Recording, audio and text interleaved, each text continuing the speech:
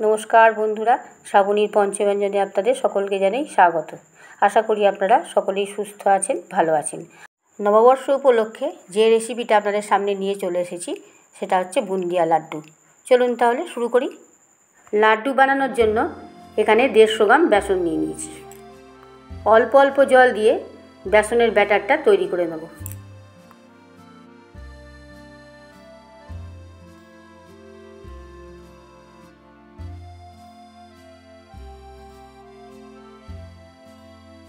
দেখুন বন্ধুরা, ব্যাটারটা ভীষণই পাতলা হবে, হাতা থেকে ঝরে পড়ে যাবে, এই হাতার গায়ে সামান্য লেগে থাকবে। এই দেখুন,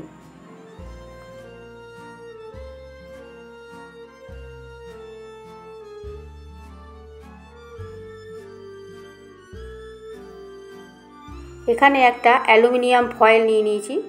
যে কোনো দোকানেই এই অ্যালুমিনিয়াম ফয়েল পেয়ে যাবেন। এই রকম একটা ছুঁচ নিয়ে নিয়েছি। এখন ছুঁচের পেছনটা দিয়ে আমি ফুটো করে নেব ফয়েলটাকে, সামনেটা দিয়ে নয়, পেছনটা দিয়ে।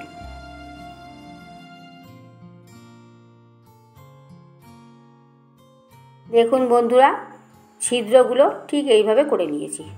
এই যে বুন্দিয়াগুলো ভাজবার জন্য গ্যাস অন করে গ্যাসে কড়াই বসিয়ে দিয়েছি আর দিয়ে দিচ্ছি পরিমাণ মতন রিফাইন অয়েল।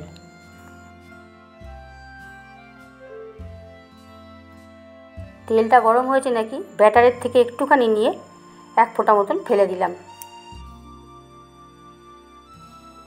এই দেখুন ভেসে ভেসে উঠছে, তাহলেই বোঝা যাচ্ছে এবার তেলটা গরম হয়ে গেছে। ওই ফয়েলটার মধ্যে ব্যাটার নিয়ে নিয়েছি। এবার হাতায় করে নাড়ছি, আর এখন হাতে করে নাড়ছি, কিন্তু দেখুন বন্ধুরা, একটা কিছু দিয়ে না নাড়লে ঠিক মতন ভালোভাবে পড়বে না, সেই জন্য আমি হাতায় করে নাড়ছি। দেখুন কীরকম টপ টপ টপ টপ করে এখন পড়ছে।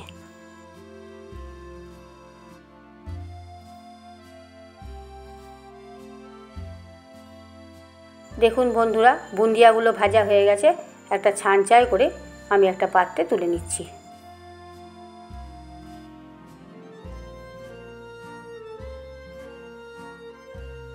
এইভাবে বাকি বুন্দিয়াগুলো ভেজে নেব। দেখুন বন্ধুরা, আমি কোনো রকম ফুড কালার অ্যাড করিনি, আপনারা চাইলে ফুড কালারও অ্যাড করতে পারেন।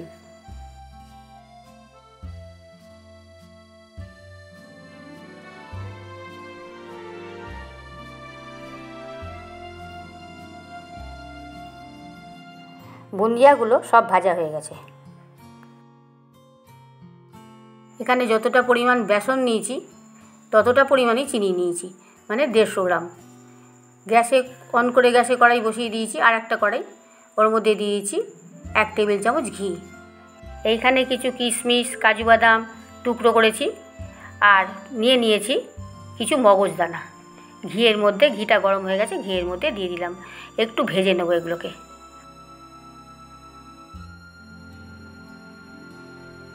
ওগুলো সব ভাজা হয়ে গেছে।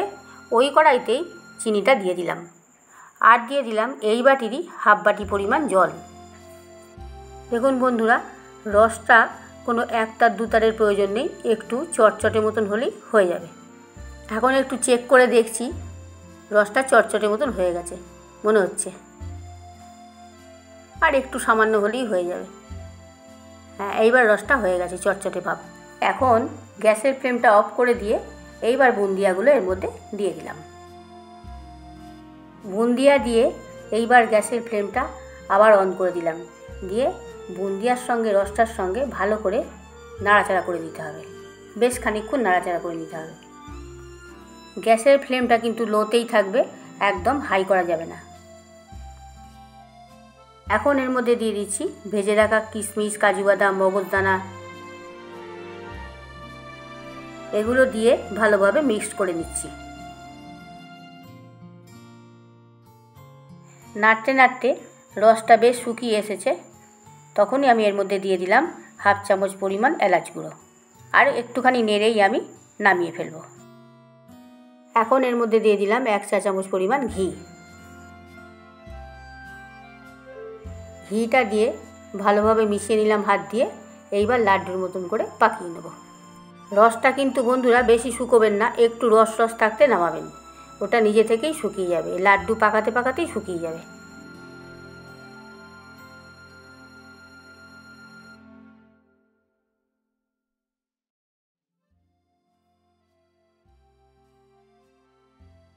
দেখুন একটা লাড্ডু তৈরি হয়ে গেল। এইভাবে আমি বাকিগুলো তৈরি করে নেব।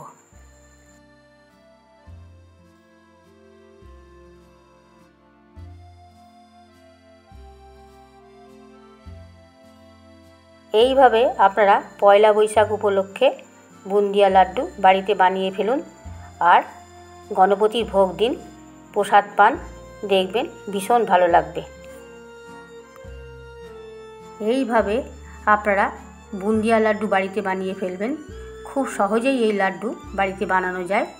আমার এই ভিডিওটা ভালো লাগলে লাইক, কমেন্ট, শেয়ার করতে ভুলবেন না বন্ধুরা। আমার এই চ্যানেলটা অবশ্যই সাবস্ক্রাইব করবেন, আপনাদের কাছে অনুরোধ রইল। আর পাশে থাকা বেল আইকনটা ক্লিক করবেন যাতে সমস্ত রকম রান্নার নোটিফিকেশন আপনাদের কাছে পৌঁছে যায়।